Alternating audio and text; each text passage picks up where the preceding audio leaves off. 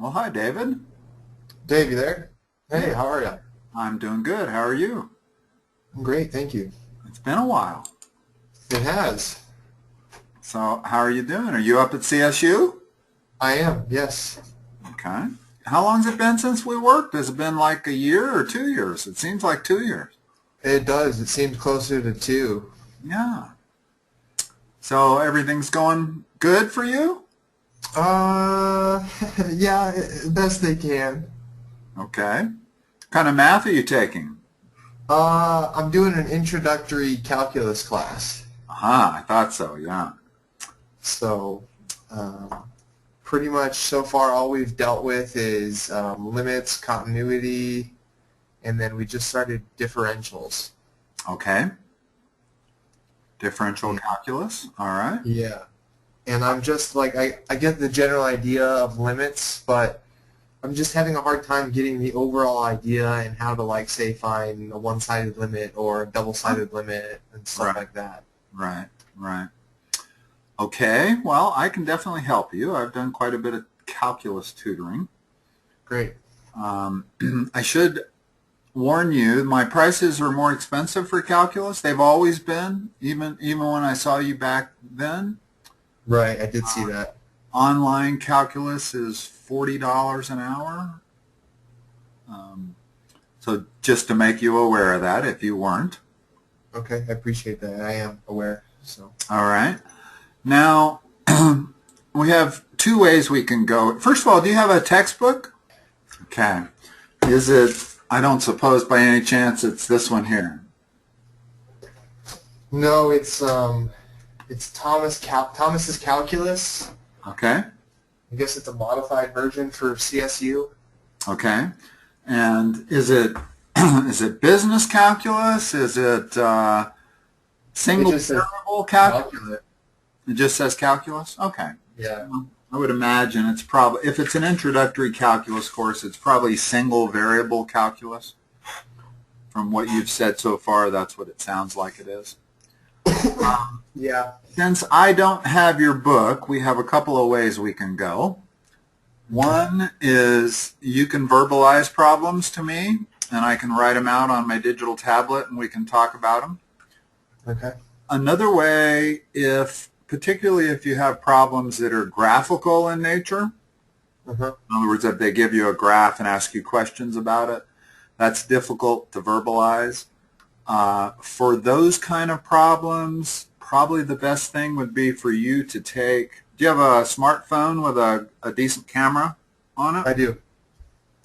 If you hold the camera about a foot from the page and take a picture and send it to my email address, which is relatively simple to do, then we Okay. can pull it up on my screen and both have access to it and Okay. talk about it that way.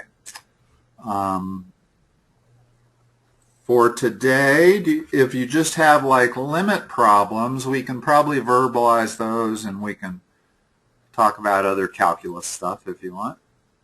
Well, what I'd like to do is, yeah, get started with limits and continuity because I know they're pretty, hand in hand. Uh-huh. And then since we recently this week started differentials, I mean, if we can touch on that today, that'd be great. If not, I can understand. You no doubt have talked about the slope of the tangent line. Yes, and that was something else I wanted to ask you about. I don't understand this, the slope of the tangent and the slope of the sine line. All right, let me see if I can draw a little better picture here of it. I want enough curvature so that I'll be able to. And what I'm going to do too in the future, when I receive practice problems from my professor, what I can do is just scan a page from the textbook and send it to you, and then tell you what That works great. That works great. Okay, great. Okay.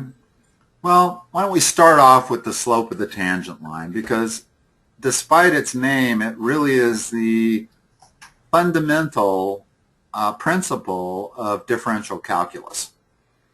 Differential calculus is all about instantaneous rates of change of functions.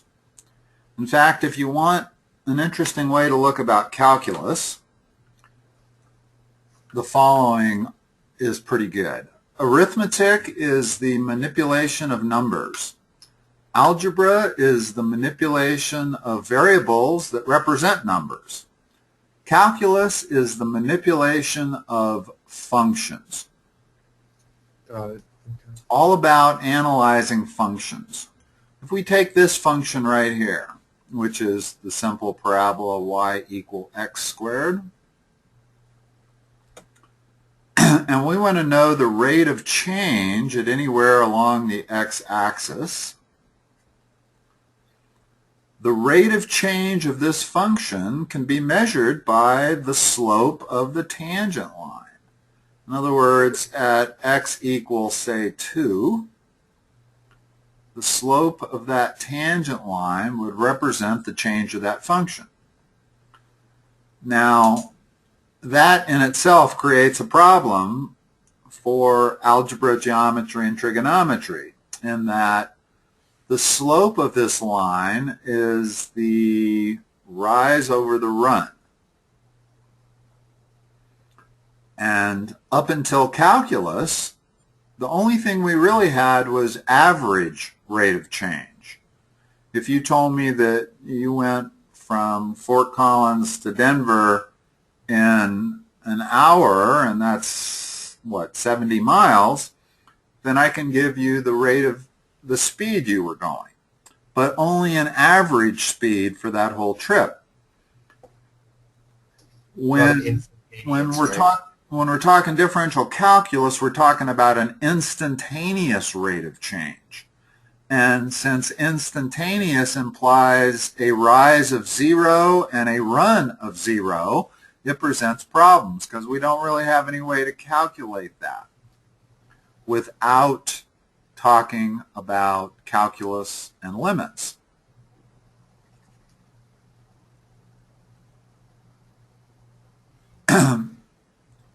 Okay,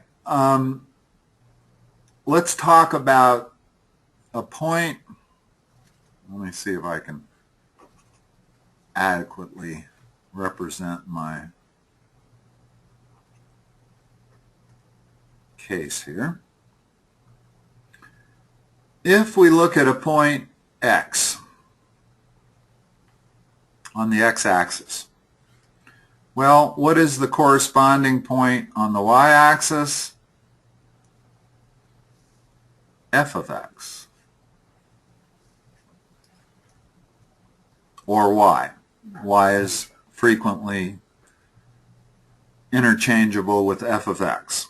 Right.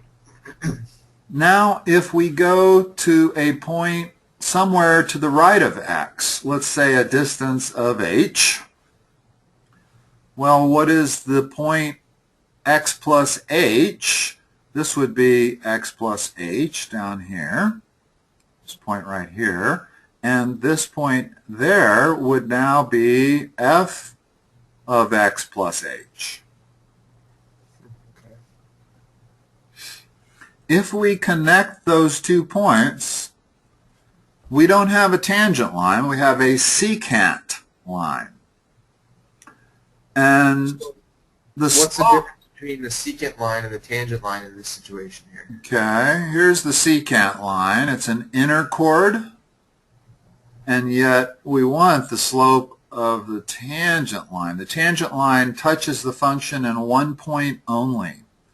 The secant line touches it in 2 points, and the slope of the secant line is fairly easy, right?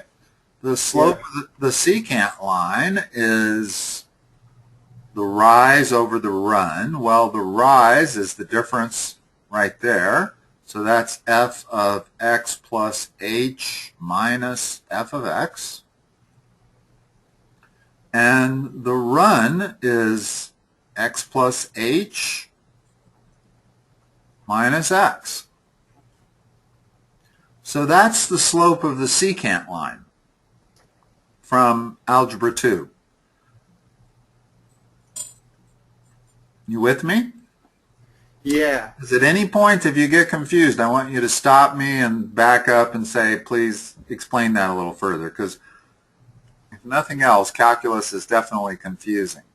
Right. I just don't remember the slope of the secant line from algebra at all. Well, it wasn't really in algebra. However, what was in algebra was the rate of change of this function is the slope, which is rise over run. In other words, what algebra really dealt with a lot was slopes. Remember linear equations, everything was all about slopes. Right. Well, the slope of a line is the rise over the run. So we can figure out the slope of that secant line. It's a little more difficult to figure out the slope of the tangent line, but I'm getting to that.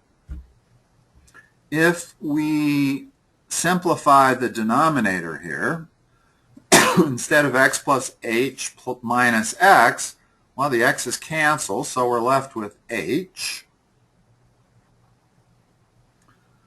Now, let me draw this on a little bigger scale so we can see it.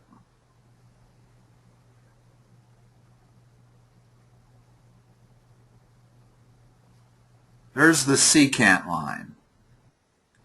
This is f of x plus h.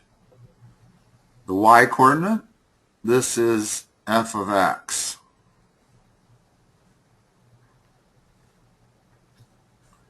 And this distance here is h.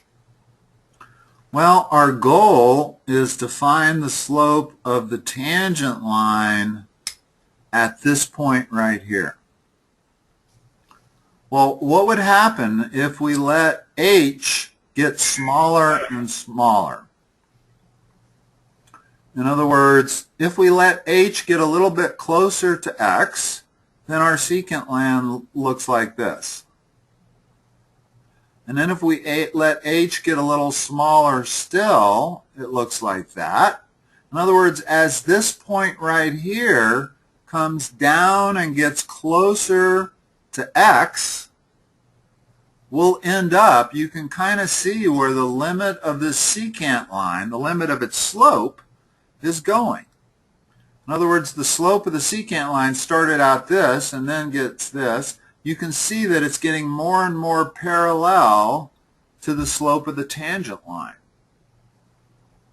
And that by the time we bring this point all the way down to somewhere really, really close to the point we're interested in, the slope of the secant line basically approaches the slope of the tangent line, so that we can say the limit of the secant line, actually the slope of the secant line, as h approaches 0, is equal to the slope of the tangent line. And that, in a nutshell, is the fundamental basis of differential calculus, believe it or not. So essentially when they talk about the limits, they're talking about the secant line slowly or approaching the tangent. Not really. If you've had a typical calculus introduction, then you've probably had a couple of weeks just talking about limits of functions.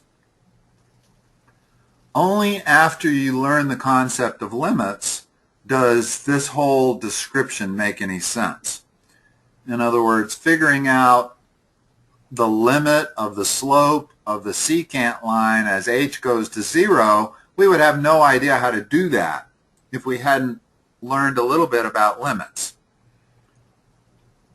So I'm getting a little bit ahead of myself here, but starting off any calculus with this explanation of the slope of the tangent line is what it's all about, because differential calculus is all about finding out the rate of change of a function. What I drew here originally was a function. It was called y equal x squared. It was this function right there. And I wanted to know how that function is changing at various points along the x-axis. If I go back and look at this model here, you can see that as x is equal to 0, the slope of the tangent line is 0. It's a horizontal line.